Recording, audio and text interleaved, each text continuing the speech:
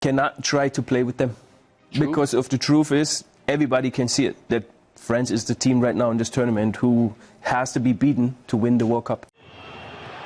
Oh, Mbappé! And Bonet was scrambling across. Mbappé! 20 World Cup goals! Every World Cup has a team like this. Not the favorite everyone loves, the one everyone quietly fears. The team other coaches study late at night, hoping someone else draws them first. In 2026, that team is France. Not because they're flawless, they're not. It's because nobody can agree on what they actually are anymore. Ask 10 pundits what shape France play in, and you'll get 10 different answers. And somehow, all 10 are right at different points in the same match. They have match winners stacked in almost every position on the pitch. Mark 2 of them, and a third one steps into the space you just gave up. Crowd the middle, and someone stretches you wide. Sit back, and they carve you open with a pass you didn't see coming. 6 games, 6 wins. No extra time needed once. 16 goals scored, only 2 let in. But here's what makes this genuinely strange. This wasn't the plan. This team looked broken in match 1. What you're watching now is a team that got sexed live, mid-tournament, by a manager in what might be his final job. What makes him so good at his job, Thierry Didier Deschamps? Winning. Oh, no, it's not luck. This guy is a serial winner. And that's about it. We can talk about it and, I can also tell you how hard it is to have a lot of alphas and make sure that only one will be the alpha. This is how it happened. Before we get into the fix, it's worth sitting with just how complete this squad is on paper. Kylian Mbappé is matching Lionel Messi's pace in the race for the tournament's top scorer. The midfielder pulling strings behind him is 1 assist away from equaling a single tournament World Cup record that stood since Pelé. And Ousmane Dembélé has already produced the first-half hat-trick at a World Cup in over 3 decades. Individually, that's 3 players having career-defining tournaments at the same time in the same team. Compare that to 1998, France's first World Cup win. That squad had excellent players scattered through it, but nothing like this level of attacking firepower concentrated in the final third. This version has more shock value going forward than almost any French side in the tournament's history. But the records aren't actually the scary part. The scary part is why those records are happening now and not in match 1. Because in match 1, none of this worked. The opening game exposed real problems.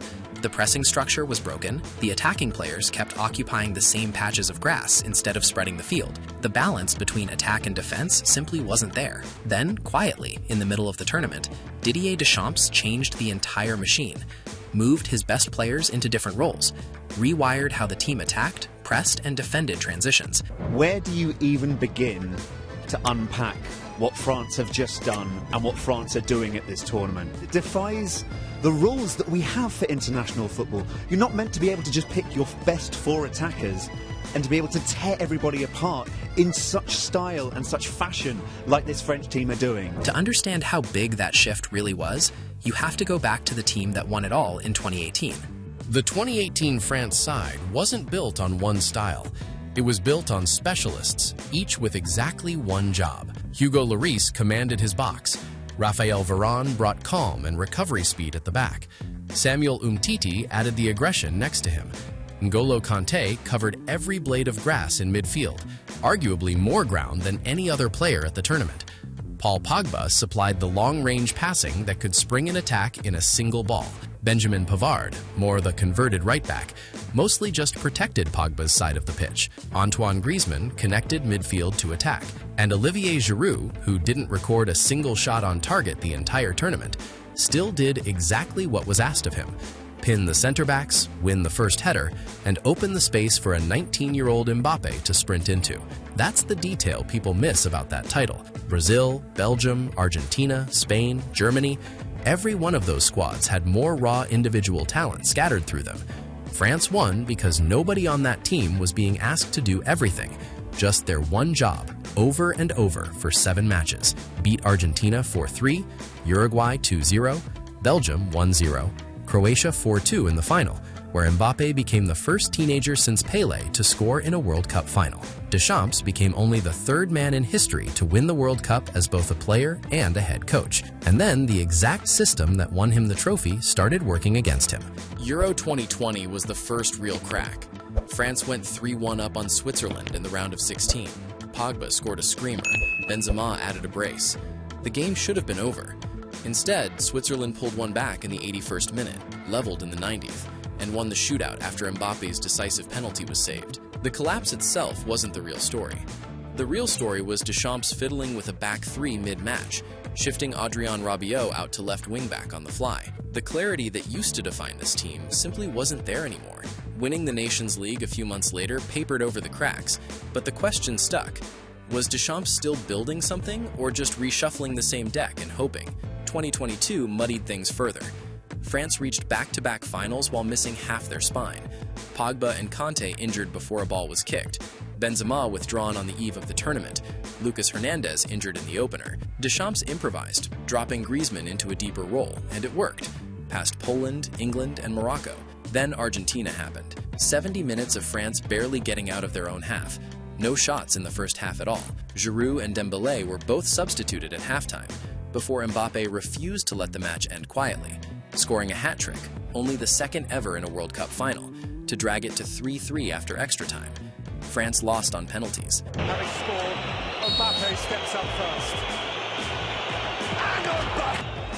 Messi with such immaculate poise. Dybala down the middle. Tremendous! He must. He has. Montiel. One of the great individual final performances in the competition's history, and proof that when the collective idea broke down, France now needed a miracle from one player to cover for it. Euro 2024 is where the cracks became an actual structural problem.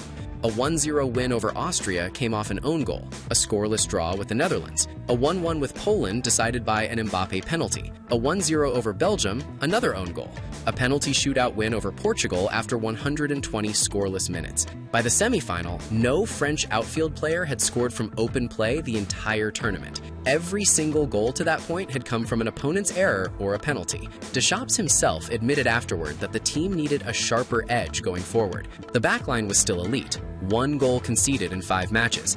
But the attack looked disconnected, players occupying the same spaces without ever actually creating problems for the opponent. Spain eliminated France in the semi-final, 2-1, with Deschamps conceding afterward that Spain had simply controlled the game better. That loss wasn't proof Deschamps had lost his tactical eye. It was proof that his old trade-off, sacrifice attacking freedom to stay defensively unbreakable, had stopped paying off. France were still hard to beat and still reaching semifinals, but they were leaning on one-off individual moments to disguise a collective plan that had quietly stopped working. So that was the puzzle sitting in front of Deschamps heading into this World Cup. Give Mbappé more freedom through the middle of the pitch without leaving the back exposed. Add creative players in midfield without losing control of the game. Move past the old Giroud blueprint, one striker pinning the last line, without turning the entire attack into chaos. He didn't need to throw out everything he believed about football. He needed to evolve it. The players in this squad had changed.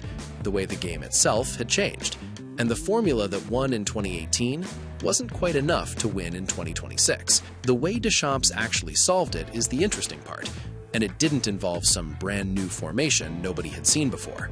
Here's the twist. France didn't fix their attack by finding a new shape. They fixed it by making the shape matter less. Forget the starting lineup graphic you see before kickoff. That matters when France are defending. It stops mattering the moment they have the ball. Mbappé starts as the central striker and drifts left. The attacking midfielder starts centrally and bursts beyond him into the space he just vacated. Dembélé holds the right touchline, then cuts inside. The left winger starts wide and ends up making the deepest run of the move. Nobody is glued to his own. One player's movement is the trigger for the next player's run. That's relational football, in practice rather than in theory. You move off the ball and you trust your teammates to read the spacing and fill in behind you. Mbappé is the clearest example of how this works. Calling him a center forward is technically accurate and almost completely misleading. He's nothing like Giroud in 2018, glued to the last defensive line. Mbappé drops constantly into midfield to collect the ball, and when he does, France don't leave the box empty behind him. The attacking midfielder runs beyond. Dembélé attacks the diagonal channel. The left winger slides into the space the fullback should be covering. So Mbappé builds the move and still finishes it. It didn't click immediately either. In the opening match, the shape was almost the reverse of what it became. Dembélé playing centrally behind Mbappé, the creative midfielder starting wide, roughly mirroring their club positions. On paper, logical. In practice, everyone wanted the same patch of grass. Once Deschamps flipped it, midfielder central, Dembélé wide, the spacing clicked into place. From center midfield, the playmaker now receives the ball facing the opposition's backline, with the vision to slide disguised passes between the fullback and center back, or switch the point of attack to whoever's free on the far side. Dembélé out wide isn't a demotion, it's a smarter use of a Ballon d'Or level talent. More time on the ball, comfortable on both feet, defenders unable to show it onto his weaker side. The winger stretching the last line opens the exact space Mbappé and the midfielder exploit centrally. None of it works without the players covering for each other defensively. A double pivot screening the space and behind, fullbacks rotating their roles depending on the opponent, and a press that got sharper as the tournament went on. Check the distance first, swarm only when close, reset if the pass goes elsewhere. You can actually watch this evolution happen, game by game. Match 1 exposed the raw version of the problem. A disconnected midfield press, gaps everywhere, and only a scoreline that flattered France in the end. The mid-tournament adjustment, midfielder central, Dembélé wide, a tighter and more selective press, produced an immediate, smoother performance. 2 assists, a comfortable win, no late drama. The following match was the version that really sang. 2 goals from Mbappé, a third from the bench, the opposing goalkeeper needing 9 saves just to keep the score respectable. The next opponent sat deep and tried to take away the space entirely. Physical, slow, low on chances. France still found a way through, Mbappé penalty settling it, with Deschamps visibly frustrated by the physical treatment his forwards were taking, and Mbappé shrugging it off afterward. The knockout round started quietly. A missed penalty, no panic, before 2 goals in 6 minutes turned the game. A third straight clean sheet in the knockout stage following. Add it all up, 6 wins, 16 goals scored, 2 conceded, 0 matches requiring extra time. Mbappé leading the scoring column, Dembélé close behind. The deep-lying playmaker racking up assists at a rate that puts him level with tournament history's best single tournament totals. Each number tells a different piece of the same story. Mbappé's goal tally says he got attacking freedom without any drop in output. Dembélé says the positional switch actually sharpened him. The assist column says France finally have someone reading which run matters in real time better than the opponent can react to it. 2 goals conceded across 6 matches says none of that attacking freedom cost them at the back. And avoiding extra time in every single match, we can't call that a scientific fitness edge without the underlying data, but it's fewer 30-minute bonus shifts sitting in every player's legs heading into the next round. So step back from the highlight reel for a second. And the real story here isn't really about tactics at all, it's about timing. Deschamps spotted a structural problem in his team's very first match of the tournament. And instead of waiting, hoping individual quality would paper over it the way it did in 2018 and 2022, he rewired the entire attacking structure live, in the middle of a World Cup, with his best players' club form and habits pulling in the opposite direction. That's a much harder thing to do than it sounds.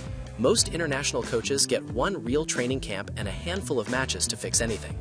Deschamps effectively rebuilt his attack's identity between match 1 and match 2, and then had it humming by the semi-final. Which raises the actual question this tournament is going to be remembered for. It's not just whether Didier Deschamps wins a 2nd World Cup as a manager. It's what it says about him if he does. Spotting the exact problem in Game 1 and fixing it live. And what may be his final tournament in charge of this team. Because in a competition where almost every side gets found out eventually, where the pressure and the fatigue and the away-from-home stress usually expose something, France found their something in match 1, and then simply removed it. Where does that rank among the great pieces of in-tournament coaching we've ever seen? That's the conversation worth having. Drop your answer below.